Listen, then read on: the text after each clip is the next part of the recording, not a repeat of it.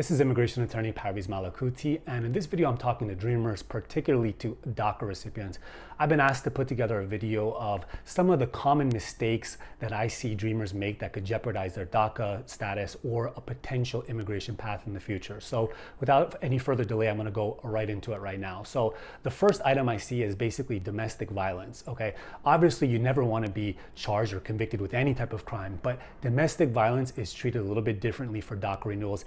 That is one of the type of significant misdemeanors that makes a DACA recipient no longer eligible to renew DACA. Okay, so you want to avoid domestic violence, obviously.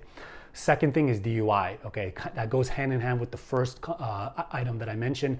DUI is also one of the types of crimes that's considered a significant misdemeanor.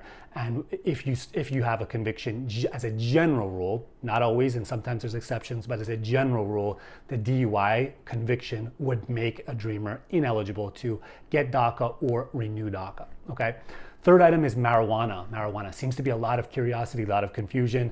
A lot of dreamers are under the mistaken impression that if you are in a state in which marijuana is legal, that you're okay to do it. Okay, you're not going to get into trouble. That is false. Marijuana is still illegal at a federal level. Doesn't matter if you're in a state like California, my state, for example, that has legalized marijuana. You need to stay away from marijuana so that you don't risk being prosecuted for it, and more importantly, so that you don't risk basically jeopardizing a DACA renewal or any type of further relief you may have in the future, possibly a path to a green card. Okay, it does happen for marijuana. Okay, so stay away from marijuana.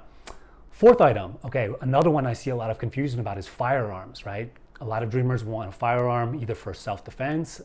We're seeing a lot of rioting out there. We're seeing a lot of upheaval in our country. Some dreamers want it for hunting or just for sport shooting, whatever it is. Undocumented immigrants cannot possess firearms in the United States. That's federal law. Again, similar to marijuana, it doesn't matter if in your state you basically are you're offered a gun. Some of you out there watching this video may have already gone through the process in your state of getting a license and getting a firearm. Doesn't matter. On a federal level, it's illegal.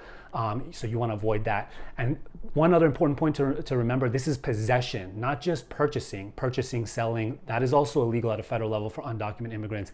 But possession, merely basically having the firearms in your hands, exercising control over it, that's possession. So that means firearms. If you go to, that means shooting ranges. If you go to a shooting range, that's off limits as well too. Even though you're not owning the gun, you're going there, you're obviously shooting, exercising possession over the gun. So that's the fourth item.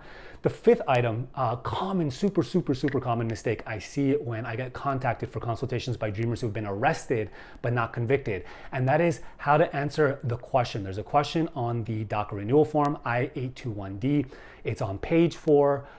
Question 1, and that asks, have you ever been arrested or convicted for any misdemeanor or felony? Okay, a lot of dreamers out there, they were arrested, they weren't convicted, and they think that they can answer no. Okay, the answer to that question, if you've been arrested but not convicted, is yes. It's an or question. Okay, so if you've ever been arrested or convicted, you have to check yes on that question. That's a super important one, okay, because you don't ever want to be accused by USCIS of having made a material misrepresentation, which basically means lying on an immigration application. That could jeopardize a future DACA renewal. That could also jeopardize a future green card application, okay? Last thing I want to leave you with is just a tip, okay? If you have any type of run-in with the law as a dreamer or anybody that's undocumented, one thing you want to make sure you do is contact an immigration attorney while you're still going through the criminal process. Don't wait until you're finished with the criminal process and then say, okay, afterwards I'm going to get the immigration attorney to help out.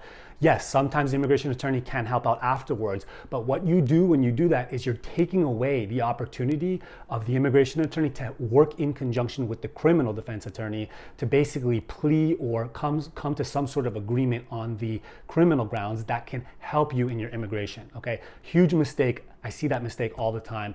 Make sure you don't avoid that. Last thing I'll say is, if you're a dreamer, if you like talking about these type of topics, feel free to join my Facebook group. It's called DACA Dreamers Moving Forward. We have 1,400 members in there right now. I put up my videos there. I put out my tips, my strategies, my thoughts about news related to DACA recipients and dreamers. You're welcome to join. And that's it. Have a great day.